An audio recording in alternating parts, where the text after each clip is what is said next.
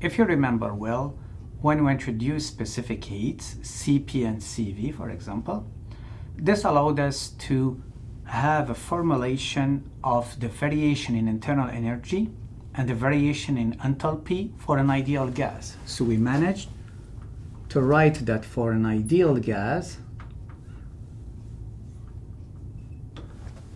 that U2 minus U1 is equal to the integral from 1 to 2 of Cv delta T, and H2 minus H1 was equal to the integral from 1 to 2 of Cp delta T.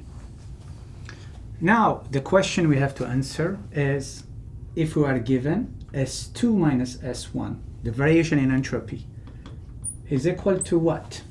And at this stage, we don't have an answer. And this is why we'll be introducing Gibbs equations or Tds relations. The objective of Gibbs equations and Tds relations is to give us the answer to this question. How can I write S2 minus S1 for an ideal gas, for example, okay? So to demonstrate this, we will start with a closed system, and we'll assume, so the variation of energy in our closed system should be equal to delta Q minus delta W, okay? So delta Q in and work out, or net. Now, if we neglect the variation in kinetic energy and potential energy compared to the variation in internal energy, so this term will become delta U of the system is equal to delta Q in minus delta W out. But what do we know now? We know that the heat delta Q, we can replace it by entropy, because delta S is equal delta Q over T, okay, for a reversible process. So therefore I can write here that my delta Q is equal simply Tds. And you see why here we wrote Tds relations, right? So this term can be written as Tds. And this term, if we assume a simple compressible substance, okay, we showed that the work is equal to the integral of PdV, or delta W will be equal to P dV. So by combining the two, this gives us that delta U is equal now to Tds minus Pdv, or Tds is equal to the variation in internal energy plus Pdv. Okay, and this is our first Tds relation, or first Gibbs equation. So this is first Tds relation.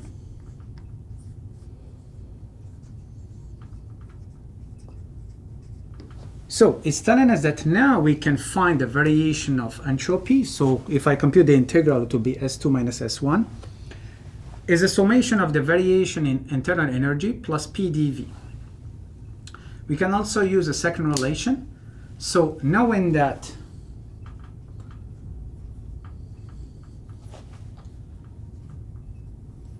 our enthalpy H is equal to U plus PV, I can replace this here, okay?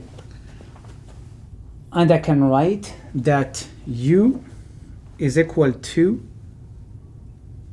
H minus PV, okay? So U is equal H minus PV.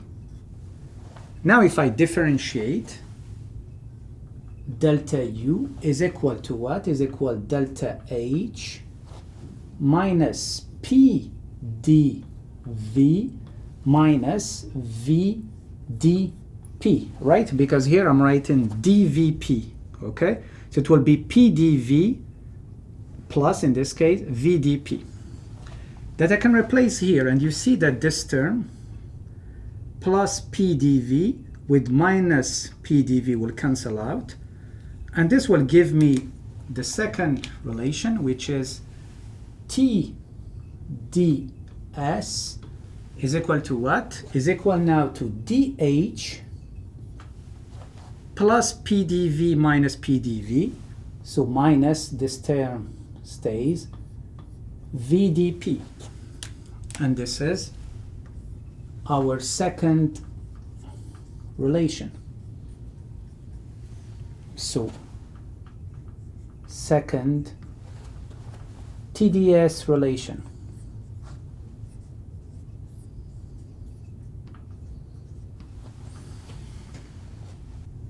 So now let's move on and consider the first and second Gibbs equations, but specifically for an ideal gas. So all the rest will be only valid for an ideal gas. The same way we did here for U2 minus U1 and H2 minus H1, okay? So the first Tds relation told us that Tds is equal to delta U plus PdV, right? First, I will consider everything in terms of specific values, okay? So I will be dividing by the mass. So this gives me T ds is equal to du plus P dV, V specific volume. Now, since this is an ideal gas, I can write Tds is equal, du is equal to Cv delta T plus, now P, what do we know? We know that PV is equal RT, right? Because it's an ideal gas. So I can replace P by RT over V. So this gives me RT dV over V. I divide both terms by the temperature. So this gives me delta S is equal to what? Is equal to Cv dt over T. I have divided by the temperature. Plus R, T will disappear, dV over V. Now if I compute the integral between two states, 1 and 2, integral from 1 to 2 of ds will give me S2 minus S1 is equal to what? Is equal to the integral of Cv dt over T. Then we'll consider either Cv constant of average, so therefore it will leave the integral. 1 to dt over T plus R is a constant. Integral from 1 to 2 dV over V. Here you can recognize the logarithmic form. So this gives us that S2 minus S1 is equal to Cv ln T2 over T1 plus R ln V2 over V1. Okay? So this means that now we can write here our new formulation, which is S2, if I want to calculate for an ideal gas, because you remember all this was done under the assumption of an ideal gas, I can write I need Cv, which is typically Cv average between the two temperatures or the two states, ln of T2 over T1 plus R, gas constant, ln V2 over V1. Okay? Now we can do the same thing with the second Gibbs relation. Okay? Now for the second relation, second Tds relation.